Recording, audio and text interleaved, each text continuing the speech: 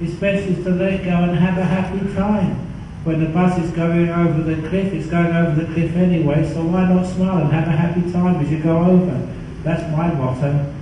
So whatever happens, you can always be fearless. And you will actually find that when you're not afraid, then things don't go wrong. It's only when you are afraid that the bus goes over the cliff, when you're not afraid, it keeps on the road. One of my first experience with that is when I was a kid in London and I got my first bicycle. And if you remember when you tried to sort of ride a bicycle, you kept on falling off. And the reason I was falling off is because I was so afraid to fall off. I was holding those handlebars until my knuckles went white. I was so stiff, which meant that I couldn't sort of adjust the body to move it, to actually stay vertical. I kept on falling off, and the more I fell off, the more afraid I was, and that made me more rigid, which made me fall off more often. Until I realised, well, I saw all these other kids riding their bicycle, and they were just one-handed, sometimes no-handed, sometimes no teeth, but that was because they were a bit too no-handed. But eventually you really learn that you can just relax, and when you relax, you didn't fall off, because then your body was really loose. You could go this way and that way, and you didn't actually fall off your bike. And that became one of the first times I realised it's fear is the problem, because fear means you can over-control, because you over-control, which means you cannot just adjust to life as it happens, which means you're far too rigid, and that's where all the sufferings and pain of life comes from. Now, the rigidity of life. Because life doesn't go according to plan anyway. My aircraft left late. Sometimes I've been on these aircraft going overseas to give talks. I remember going on Garuda once, and I had to give a talk in Indonesia. It was a big talk, it was planned, it was in a hotel, and the flight was delayed. It was actually cancelled. And I really thought, why on earth is cancelled? Actually, I knew why. There was a good reason why it was cancelled, because that's the time they had bird flu in Indonesia, and Garuda was a bird. So I thought, well, they got bird flu.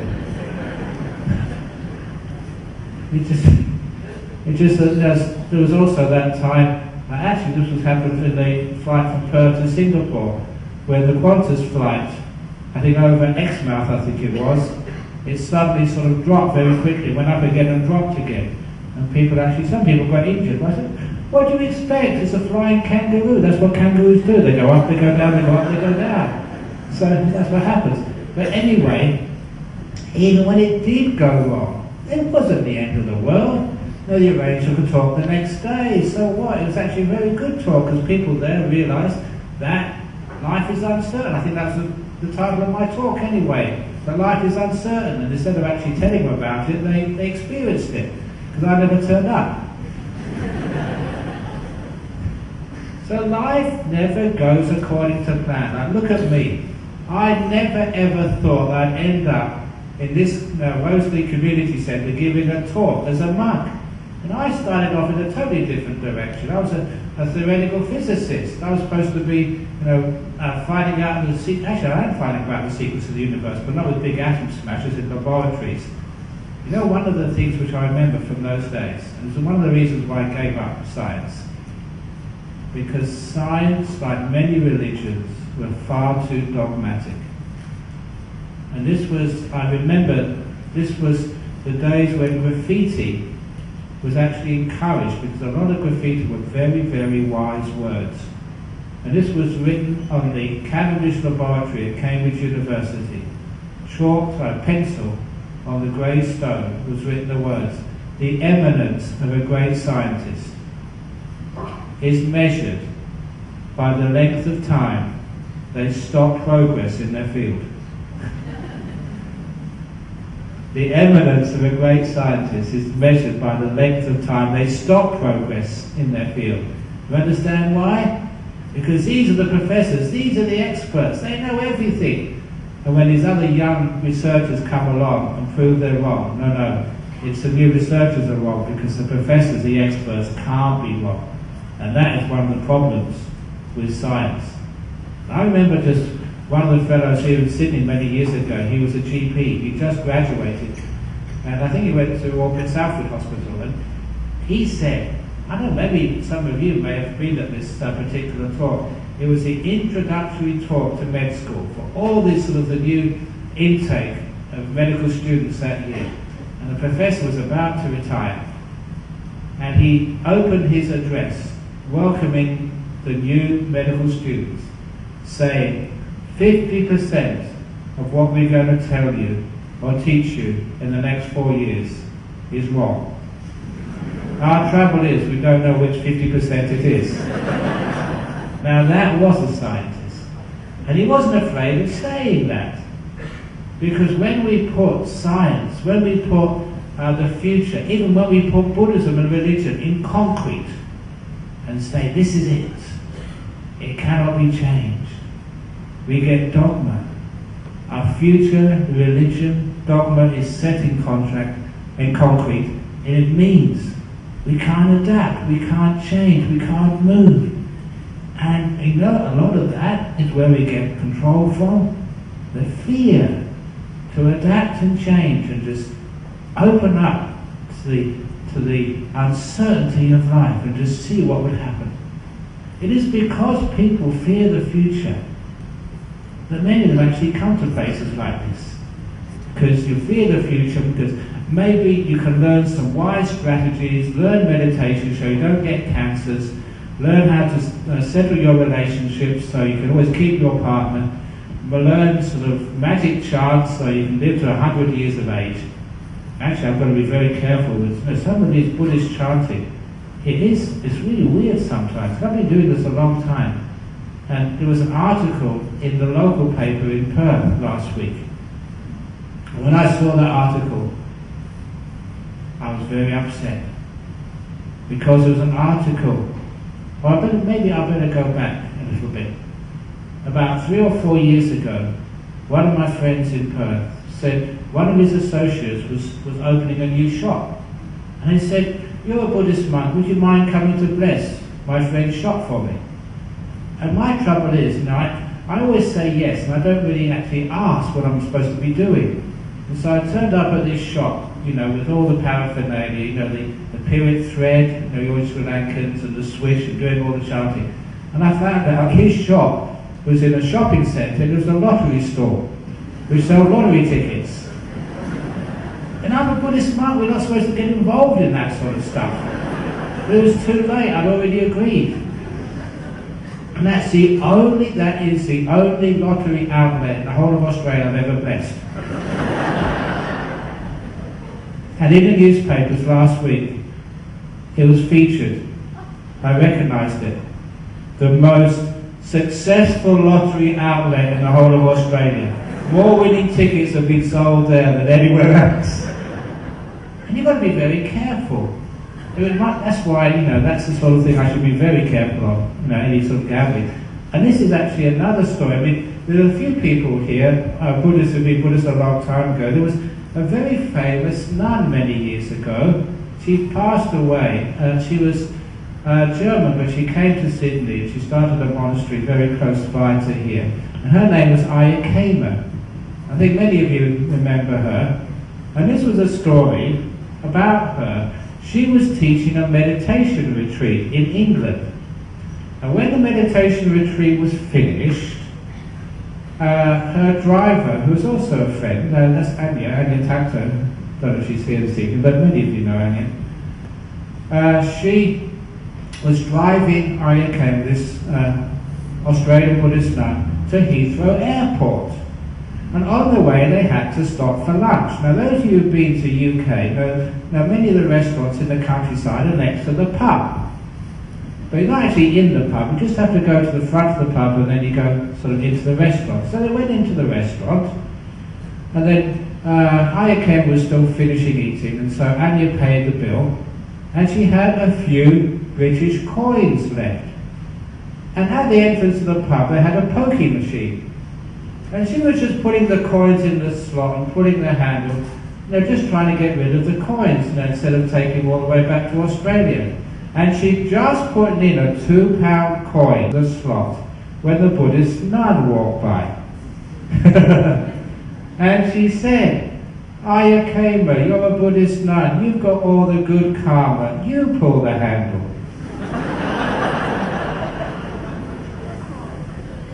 And losing her mindfulness for a second, that's all it takes to get into trouble. She pulled her handle. Now this is no exaggeration, this happened. Jackpot. There's thousands of pounds came out of the machine. And everybody in the pub went quiet. They went silent.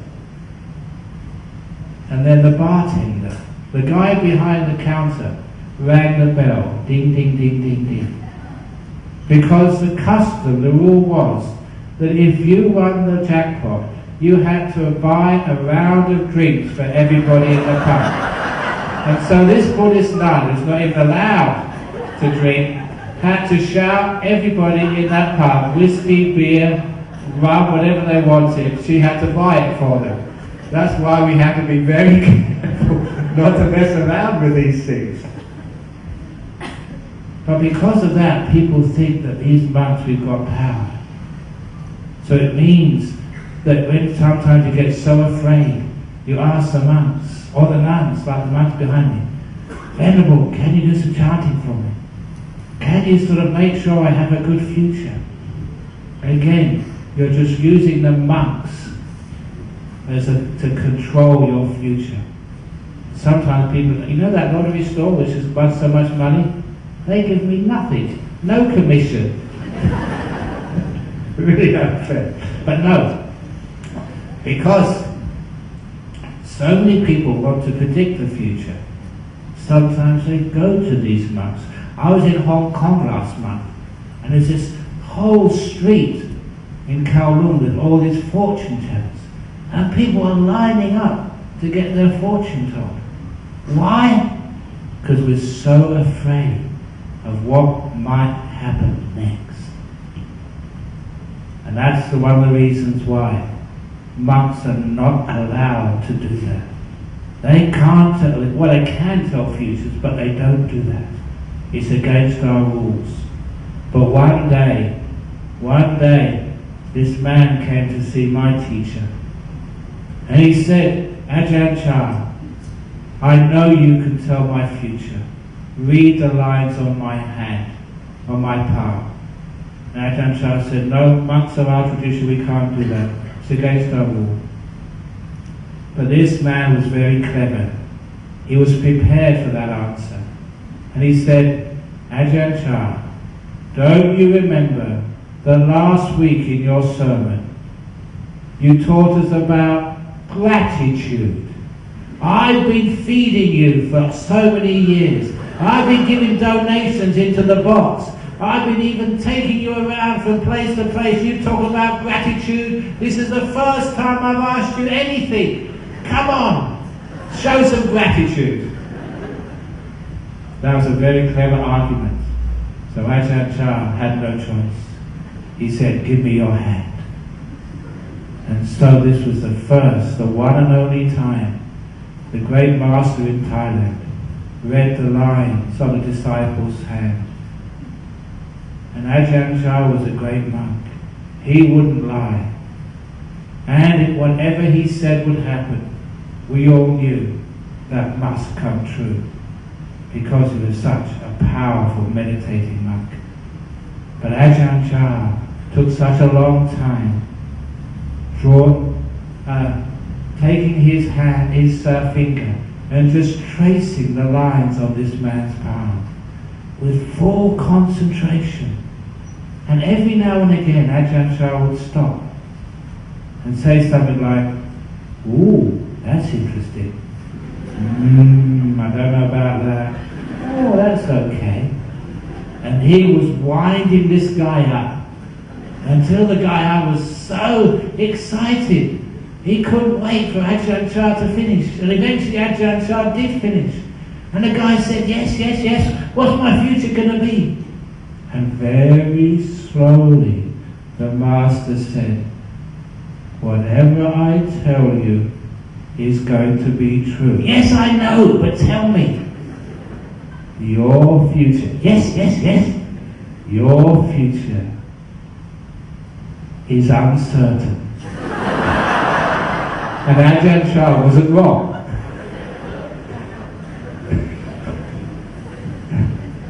And that's actually, I can tell your future too. All of your people's future here is uncertain.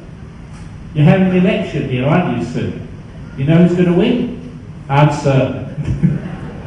No one ever knows the future. But the thing is, because of fear, we try and want to know the future.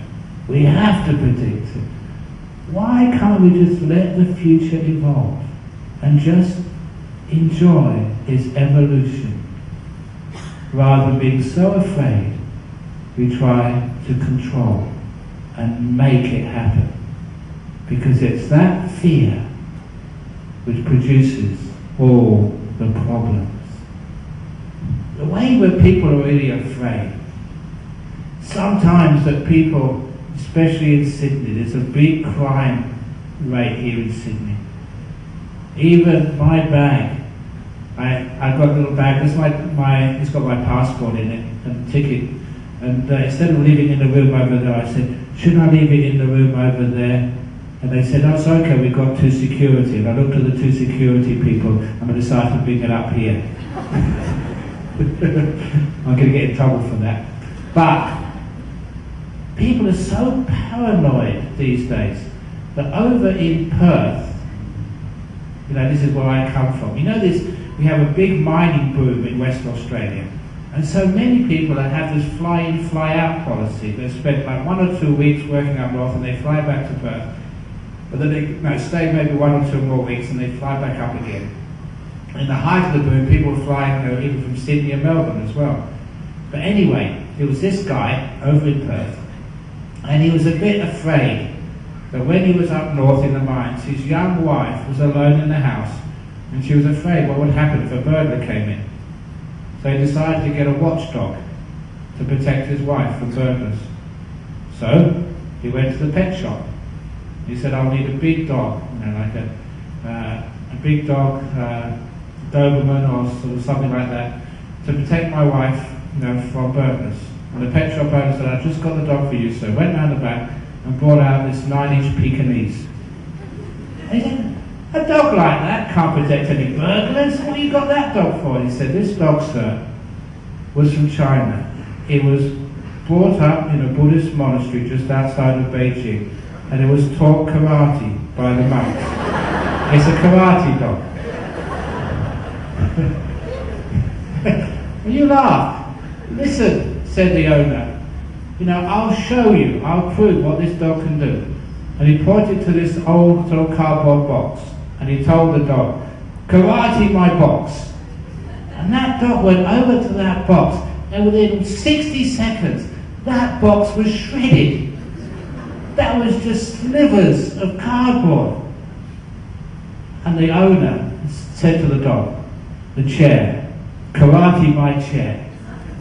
In a couple of minutes, that was matchsticks. It was shredded. That was one mean and vicious dog. It's a karate dog.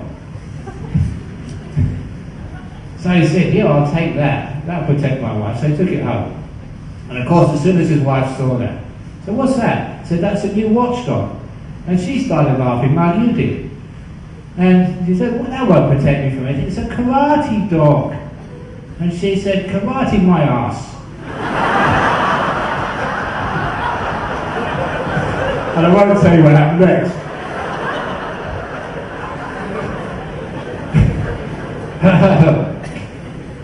So every now and again in my talks I tell a joke, because that means this was actually taught to me by a Tibetan monk a long time ago, because when people have got their mouths open, that's when you can actually put the pill of Dharma in.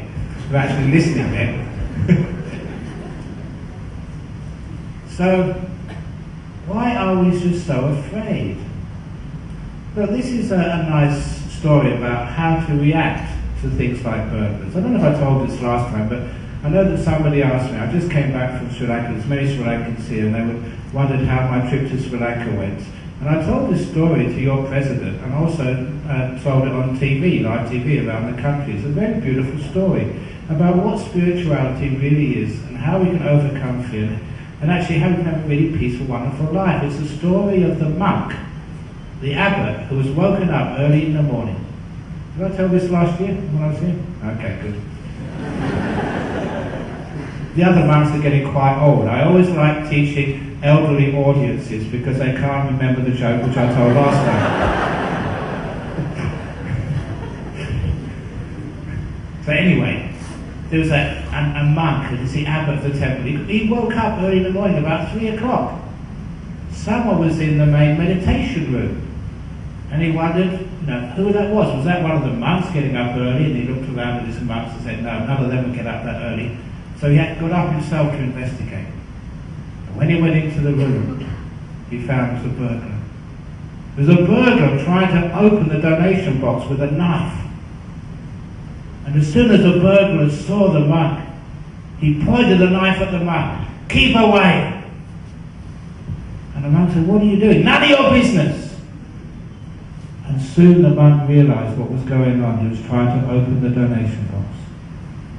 So the monk put his hand in the pocket. What are you doing? And the monk brought out a bunch of keys. Here, said the monk, open it with the key, then you won't ruin the box. And the thief said, is this some kind of trick? No, said the monk, this is charity, this is donations, this is trying to help people. So you're very poor, you must need this money. So help yourself. This is what charity is for sharing. Now how many big temples have we got in this world? And isn't it nice to help poor people? So he told this robber, help yourself. So the robber took the key, and with one eye he opened the box, the other eye he looked at this monk, and he pointed the knife at the monk just in case. And as he was emptying out all the money from the donation box, the abbot said, when was the last time you had something to eat? What do you mean? Above the donation box in the cupboard, you will find some food left over from today's meal. Help yourself. Take whatever you want. And so the thief also took some old sandwiches and cakes and shoved them in his pockets on top of the money. And don't tell the police, said the burglar as he went out the door. Why should I, said the monk. I've given you the money and I've given you the food. Go in peace with my blessing. And the burglar ran away. And the following morning the monk explained to his committee what had happened. You know, they were very proud of him. Because isn't it nice if it's a priest or monks actually we share with each other? Do you remember that? I never actually saw Les Miserables, but remember the book? You know, when actually the priest gave a silver candlestick to the man so he could have something to eat, start a business. And that to me is spirituality. That's what religion should be like. But please don't come to my temple to open the donation box every week. But anyway, that's what this guy did. And the committee were very happy with him. And a few days later, he was reading the newspaper and he saw that same burglar had been caught by the police robbing another house. And he was put in jail for 10 years. Just after 10 years, that monk, much older, was woken up in the middle of the night. He went into the shrine room, the meditation room, and who did you think he saw? The old burglar again. The old burglar had a knife and was next to the donation box. Do you remember me? Said the burglar. Yes, said the monk, here's the key. To which the burglar smiled and said, I don't want the key to the donation box. He said, for the last 10 years, in my prison cell, I couldn't get you out of my mind every day. In all my life, you're the only person who's been kind to me. who hasn't shown fear, but has shown compassion. So kind, you've been generous to me. I can never forget you. All those years in prison, I realized one thing. The last time I came to this temple, I stole the wrong thing. What I really want to steal this time is the secret of your kindness. Please make me a monk. Because isn't that what we want? The secret of kindness, generosity, peace, and even fearlessness. So don't be afraid to be kind to people.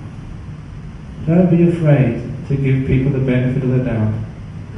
Don't be afraid to be compassionate to others and compassionate to yourself. And we are afraid. Because sometimes we think, if I'm kind to my husband, my good is bad enough already, he'll get much worse. If I'm kind to my wife, if I'm compassionate to my children, what will they do? They need a firm hand, they need controlling. Do they? I know, having been in Australia for 28 years now, and I've now seen all these kids grow up, and I've had to intervene for them with their parents, to say, no, please, trust them.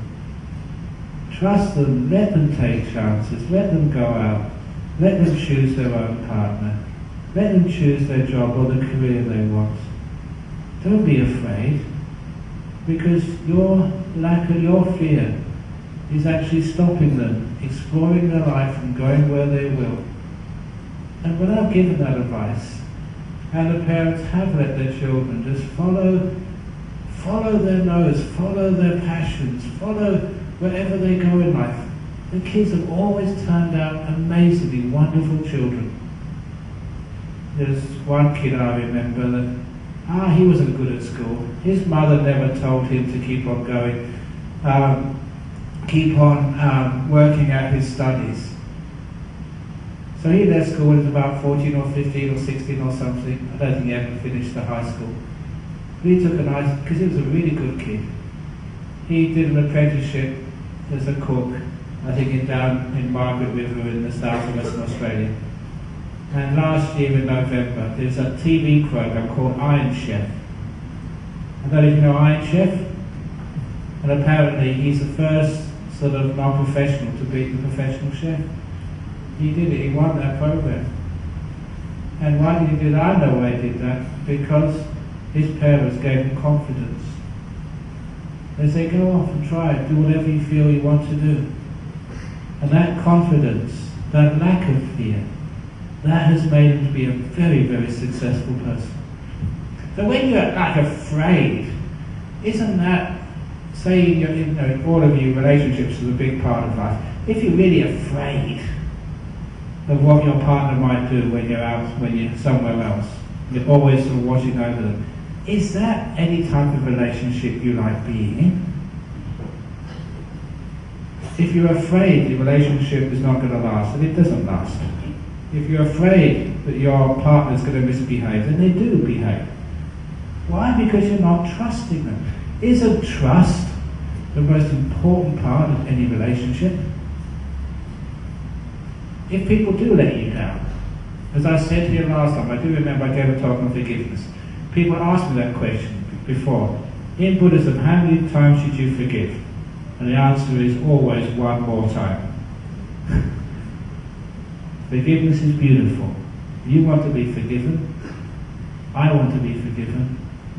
So always forgive one more time. Which means you don't have to fear. Which means you don't have to control. And when you don't fear, when you don't control, that's called love. Love and trust. One thing which my father told me, which many have heard this story before, but it's a powerful one, it just comes up in this talk. About 13 years of age, in one of the back streets of Acton in West London, it was a very poor part of London, my father took me aside in his beaten up old car and said to me, "Son, whatever you do in your life, wherever you go, however you turn out, I want you to remember one thing.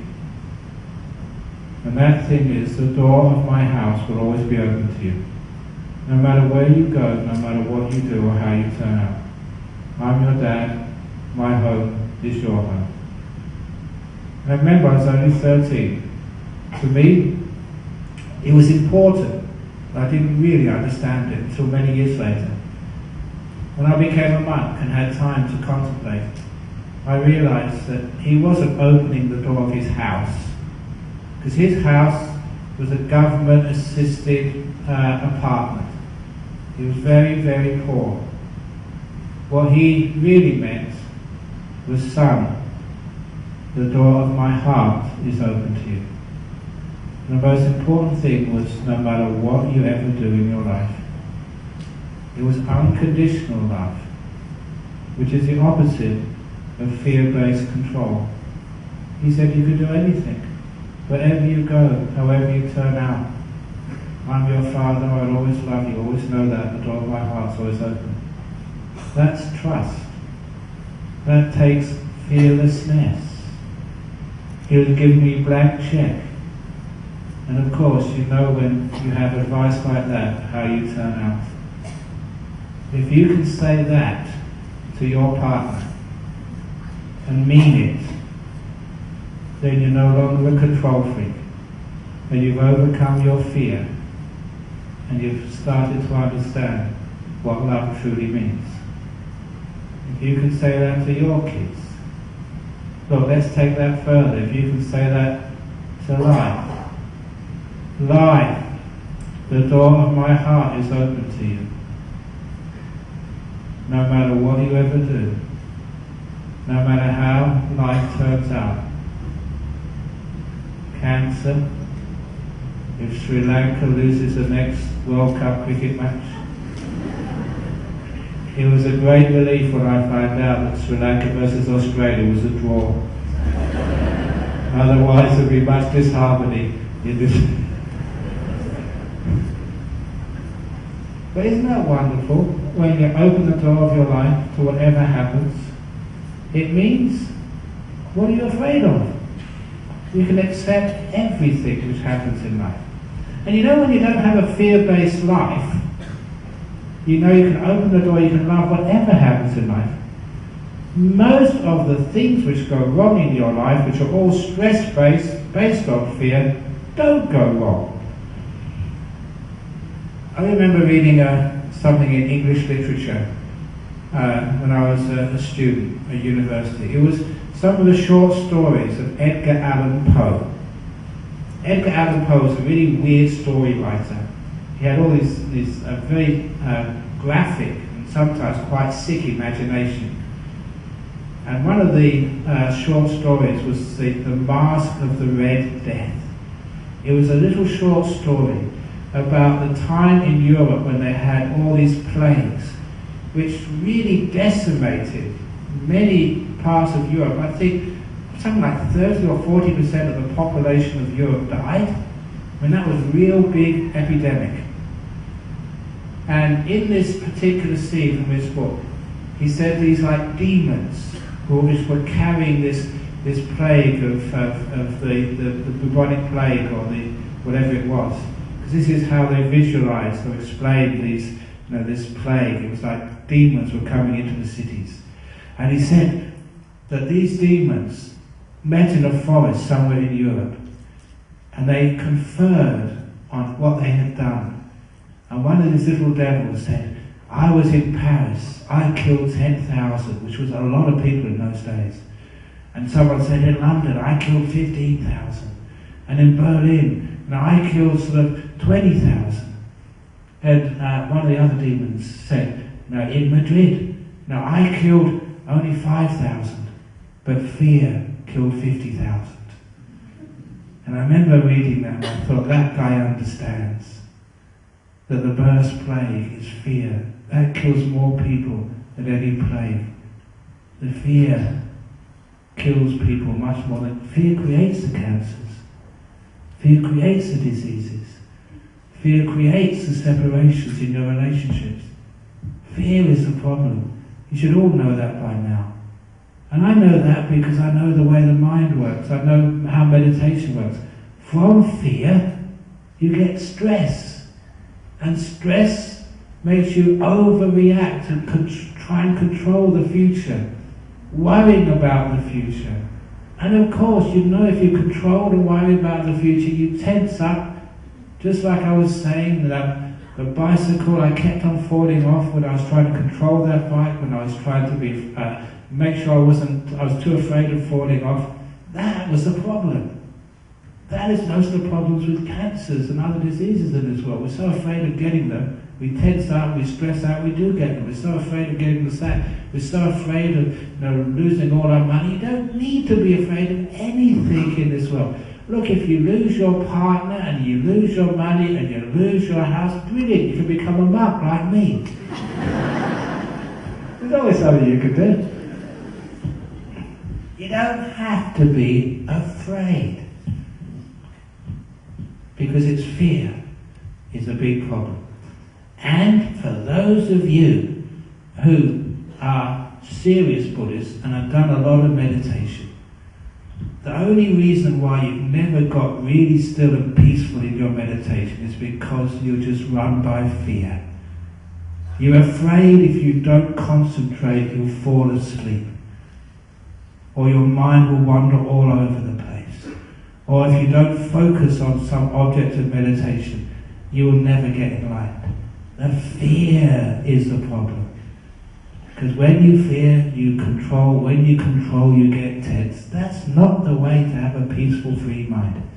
Instead, what do? We let go. So if you fall asleep, fine. You deserve it. If you're meditating at home and you start snoring, well done. Congratulations. You know, once I read this in the commentaries of Buddhism. The Buddha himself was walking with his attendant who was called Ananda. And they saw a monk in the forest. And this monk was sitting with a straight back, his right hand over his left hand, perfect posture, full lotus, the works. Absolutely motionless. And the Buddha turned around to Ananda and said, I'm worried about that monk. 2 weeks later he disrobed, a few weeks later got married. And in the same story, he saw another monk in the forest. And he was nodding this way and nodding that way and nodding. And the Buddha turned around to his attendant, he smiled. I'm not worried about him. And 2 weeks later, he became perfectly enlightened with all the psychic powers. When I first read that, I couldn't understand it. I thought, no, aren't we supposed to have perfect posture? Are we supposed to make enlightenment happen? And after many years as a monk, I realized what the answer was. Of course, the Buddha was right. Because that first monk was a control freak. Just making his body absolutely straight. And I was with a monk like that for 4 years, in my early years in Thailand. He would never nod or fall asleep, even when we used to meditate all night. And then suddenly he was disrobed. We all thought he was close to enlightenment because he was such a great meditator on the outside. But afterwards we talked to him and said, we thought you were in this deep meditation, you never moved. And he said, no.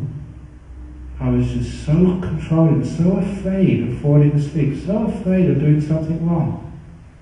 For 4 years I was in such pain and agony, so tense. He said, sometimes, he said, I'd open my eyes and look at you, Ajahn Brahm, and you were nodding this way and nodding that way. I was so jealous. I wish I could do that. I wish I could let go enough to fall asleep. He was control freak. And that's why after 4 years of torture, he could stand it no longer. Do you understand what I'm talking about now?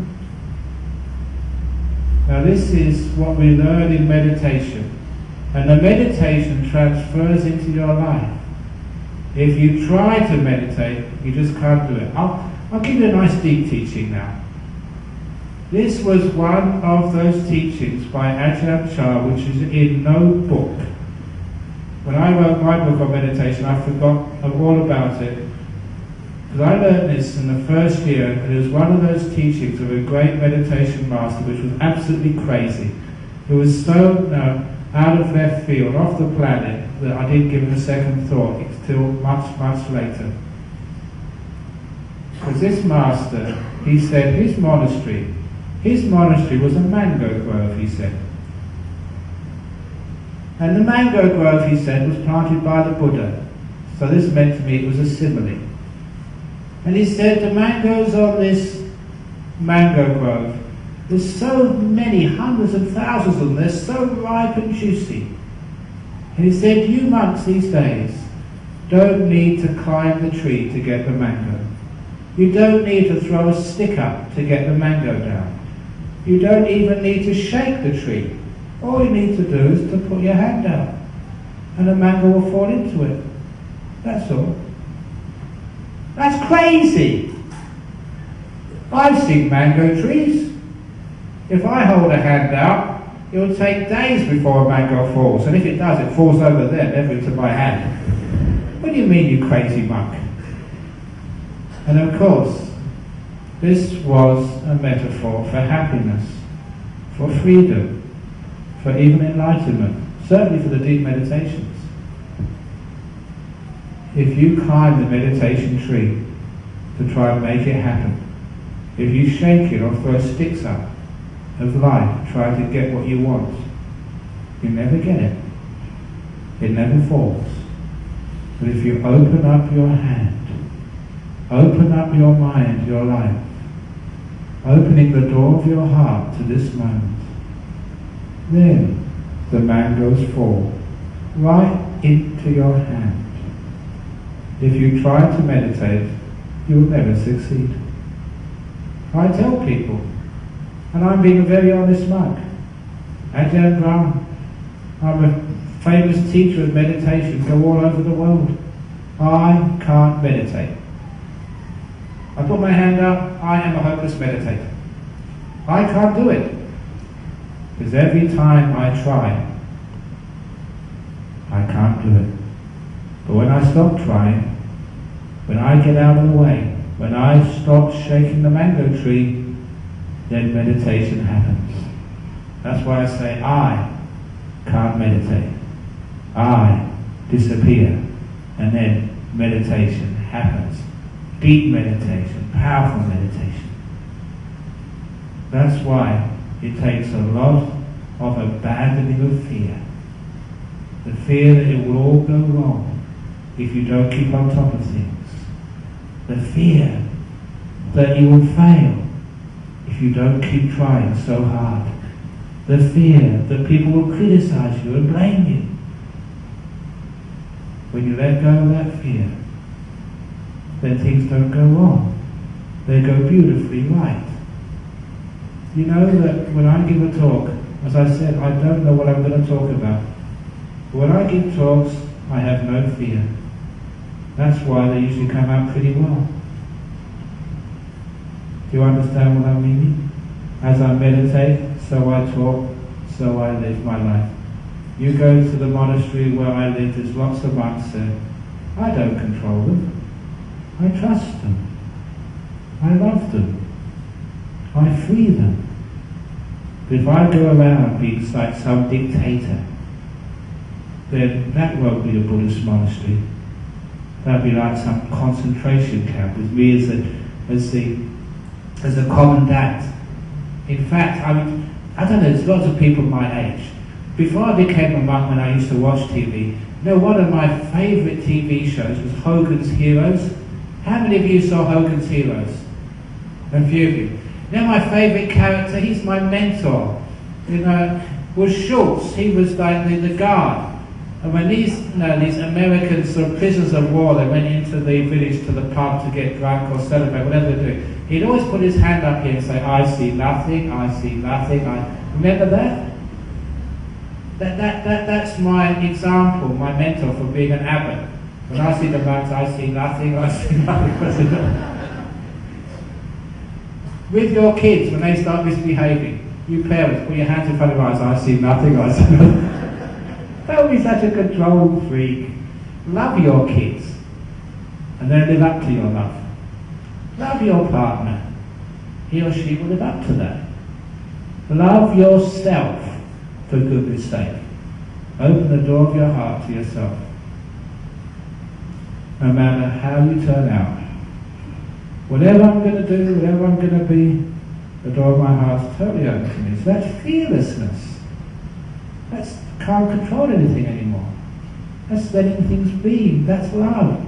That's freedom. That's Buddhism. That's that close to enlightenment if you can do that all the time. For those of you Buddhists, the end of craving, letting go, being peace. Okay, this is how it works. So you try that in your meditation, and you find out it works. Too many people control meditation. That is why, a lot of people, they try meditation, they can't do it. And they think, I give up, I can't meditate. You do it the wrong blooming way. Just sit there, make peace, be kind, be gentle, don't do anything. Let go of the doing, let go of the controlling, let go of the fear. The path is easy when you have no preferences. That's from the great third patriarch of the Zen tradition. I don't care if it's Zen, whether it's Mahayana, Theravada, Vajrayana, whatever yana, because it's all good teachings. So no preferences, no fear, no control, and then the path is very easy.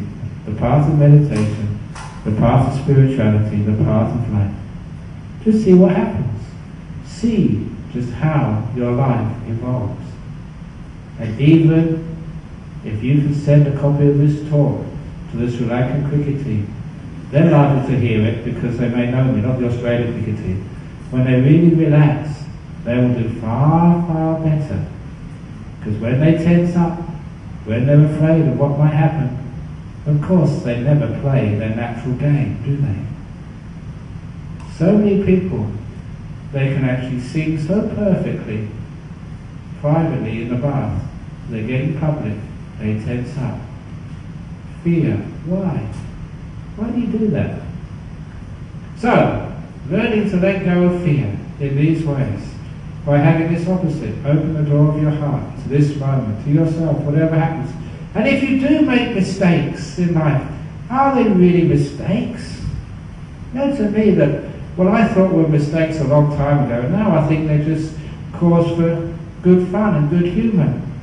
I like telling people my mistakes, because it makes them laugh, especially because you're a monk. Because a monk, especially you Sri Lankans, you think, I'm this holy monk. And so when big people make stupid mistakes, that's really funny. And I remember one time, I was in Penang, and I just finished teaching a retreat, and they were taking me to the airport. And because it was still the right time, they gave me this ice cream coffee drink. And I think it was from Gloria Jeans or something. And they'd had ice cream and coffee and lots of milk and lots of sugar. And it's probably full of cholesterol, diabetically enhanced, but it was delicious. But they had a straw, I started sucking it from the straw. I couldn't suck it. I thought that the straw was blocked. So I sucked harder. And all the people, my so-called disciples, the people who were taking me back to the airport, they're putting their hand over their mouth. They couldn't stop laughing, but they were embarrassed to laugh in front of me. And as I was sucking harder, then I finally realised why I couldn't suck it out, because it wasn't a straw, it was a spoon. When I was growing up, spoons were metal things, they were sort of a certain shape. And this was like this around, it looked just like a straw, and because of that, the thing at the bottom there was underneath the coffee, I couldn't see it. So it was a natural mistake. So there, the great wise monk was trying to suck coffee out through a spoon. I remember when at other times. One of the things we have to do as monks is do funeral services.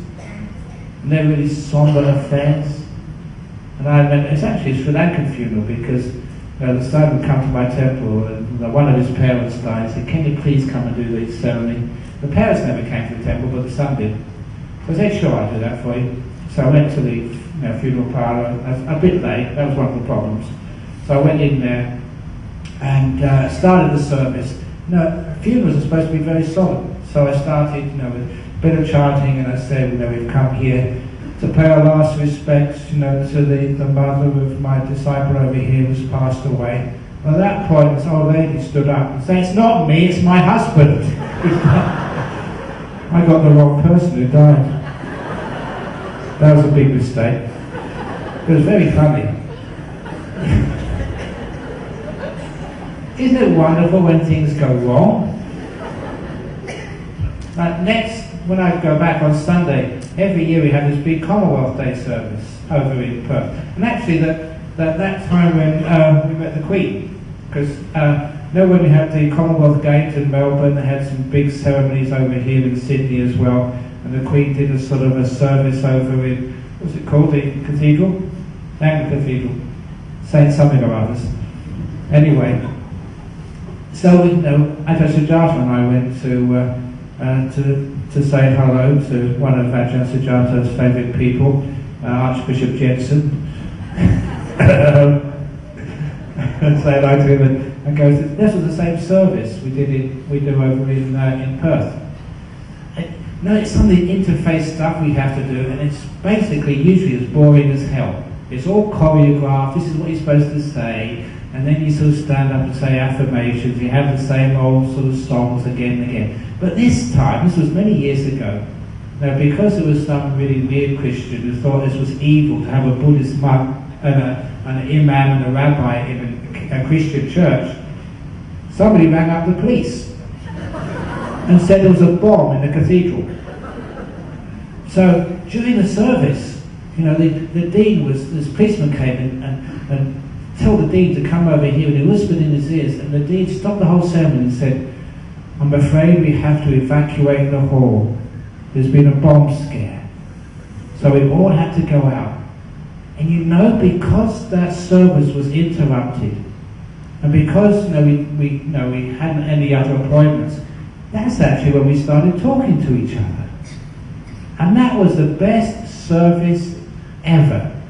And I did joke to the dean, we should have this every year, have a bomb scare. Because instead of things being choreographed and all going according to an agenda, this was real life. Because when things go wrong, and we don't have things planned, and life just happens, that's actually when you meet people, you talk to them, you make real good friends. That is what life is all about. So please don't choreograph your life. I don't know what I'm going to do next. Even Ajahn Sujato, he's got all the plans where I'm going to go after this. I don't know what I'm going to do next. And isn't that wonderful in life? Which means you're never disappointed. You're never afraid. Who knows what might happen next? Give up fear, and then you can live life. Give up fear, and then you can be free. Give up fear, and you'll live a long and healthy life, and also a very happy life. Give up fear, and you won't control your meditation, and you'll be just so peaceful. Give up fear, and you may even stop shaking that tree, and all the mangoes of enlightenment will just fall into your hand. Thank you for listening.